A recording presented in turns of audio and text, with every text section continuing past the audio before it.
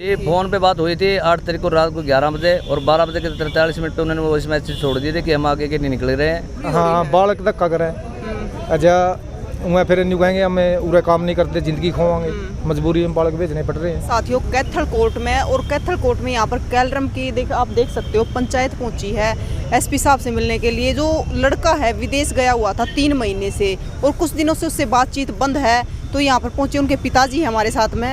राम राम जी। जी राम राम। क्या नाम आपका? जी मेरा नाम शिव कुमार है, गाँव कैलरम से हूँ। जो लड़का विदेश गया था कौन से देश गया हुआ है? जी साहिल लीबिया से गुम हुआ है और उसको मैंने पुर्तगाल के लिए भेजा था। अच्छा, कितने दिन पहले गया था?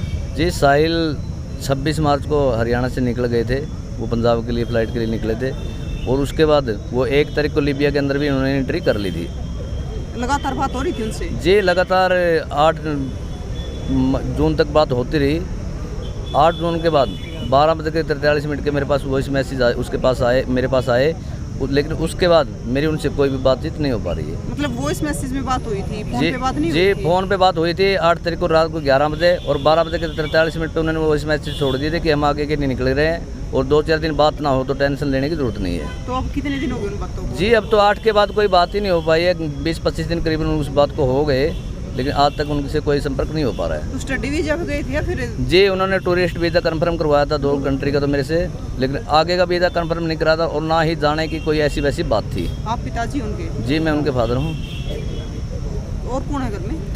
जी घर में एक छोटा बेटा है और उनकी साहिल कितने साल का है? जी साहिल 20 साल का हो गया। 20 साल का। तो आज यहाँ पर एसपी ऑफिस में आए हुए हैं? जी एसपी साहब से मिले थे हमारे मैम मलका से विधायक बलराज कुंडू जी और काफ़ी हमारे छोटे गांव तीतरम से भी और मेरे बड़े गांव से बाड़ू से काफ़ी गांव के लोग आज एकत्रित हुए थे एसपी साहब से मिलने के लिए, क्योंकि इस मामले में कार्रवाई को ढिलाई जो नज़र आई तो इस प्रकार से एसपी साहब से हमें मिलना पड़ा। लेकिन आज एसपी साहब ने आश्वासन दिया है कि जल्द ही इनको गिरफ्तार किया जाएगा और कार्रवाई बिल्कुल संतुष्ट आपको करवाया जाएगा। एसपी साहब से मिले, तो इससे पहले प्रशासन से मिले थे आप? जी इससे पहले भी डीसी साहब से हम मिले थे और डीसी साहब ने कहा था कि जल्द ही मामले की कार्रवाई बिल्कुल शीघ्र करवाई जाएगी, चिंता करने की कोई जरूरत नहीं है। तो मतलब उसके बाद कोई कार्रवाई हुई है? जी उसके बाद देखो जहाँ तक की जानकारी निकल के तो कुछ सामने नहीं आई है, लेकिन हमें नहीं लगता कि कुछ हमारे को संतुष्ट इस मामले से करवाया गया हो कि जानकारी प्रगति पे हो।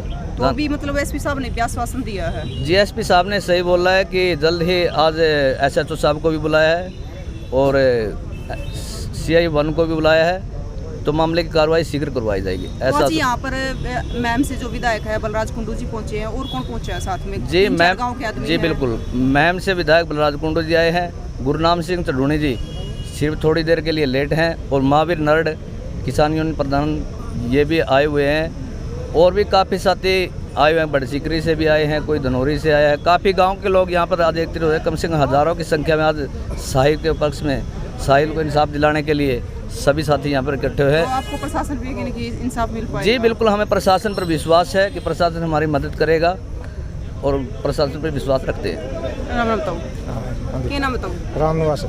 तो देखो बड़का ने विदेश भेजना लगे लगातार, तो मतलब क्या कहना चाहोगे इस चीज़ पे? यार बड़का का पता भी नहीं चलता, कई बार ये मजबूरी हो रही है। हाँ बालक धक्का करे अच्छा मैं फिर न्यू कहेंगे हमें पूरा काम नहीं करते, जिंदगी खोवांगे, मजबूरी में बालक भेजने पड़ रहे हैं। पर तो आगे की जिंदगी का बेरा है ना, आगे का भी कोई बेरा नहीं, कोशिश का बेरा पड़ गया। साहिल कह दिनों के बाद बंद हो रही है? हाँ जी हाँ 8 तारीख तक बंद है। जब तक पता नहीं चला तो कुछ नहीं कह सकते। हाँ 24-25 दिन हो गए। 24-25 दिन हो गए। मतलब अगर देखो जिस प्रकार तो अपने हरियाणा में प्रचलन चल रहा है देश में जाने का, तो हरियाणा खाली हो जाएगा इस प्रकार? हाँ इस हिसाब से तो खाली होगा। जो भी मड़ा सा +2 करे, अरे बच्चा कहते हैं मैं तो विदेश जाऊँ, तो मतलब काम तो कहीं ना कहीं TT कर रही है, कोई IELTS कर रही है, लेबस नहीं अपने 2 नंबर में जाओ। आप भी कैलरम से होता हो? तो प्रधान जी आज यहाँ पर पहुंचे हो, ये जो कैलरम गांव का लड़का है विदेश गया हुआ था, लगातार बातचीत बंद है, तो आज एसपी से मिले, क्या बात? 8 तारीख के बाद साहिल कुंडू से कोई बात नहीं हुई। एसपी साहब ने आश्वासन दिवाया भी CI 2 CI 1 और जहाँ दरखास्त है कल्याण थाना में सभी SHO बुला लिए हैं, सख्त से सख्त कार्रवाई करूँगा मैं और जल्दी उसका रिजल्ट आएगा। लेकिन एसपी साहब ने न्यू कहा डोंकी के रास्ते मत जाओ, जो भी बच्चा जाए IELTS करके जाए। तो प्रधान जी ये डोंकी के रास्ते से गया है? बस IELTS के बाद तो सारे होता अपने पते है उठ चुका है, टूरिस्ट भी डोंकी को कुछ भी हो, मतलब IELTS के बगैर जाना नहीं चाहिए, मैं तो कहूँ ये बात कहूँ।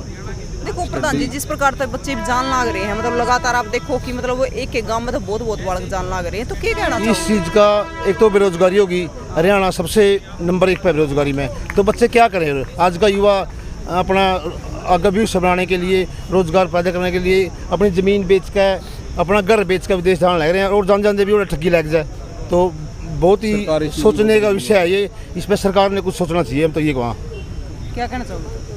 ये जो बेरोजगारी बढ़ रही है, जो डोंकी के माध्यम से ये बच्चे जा रहे हैं, बेरोजगारी के कारण जा रहे हैं, जिसकी जिम्मेवार सीधे सीधे भारत सरकार है, उसकी नीतियां हैं, उसकी नीयत है। सरकार अगर सिस्टम में सुधार लाए, इस देश के अंदर रोजगार की कमी नहीं है, रोजगार बहुत है अगर सरकार पैदा करे, लेकिन पैदा करना नहीं चाहती, सरकार की नीति में फ़र्क है।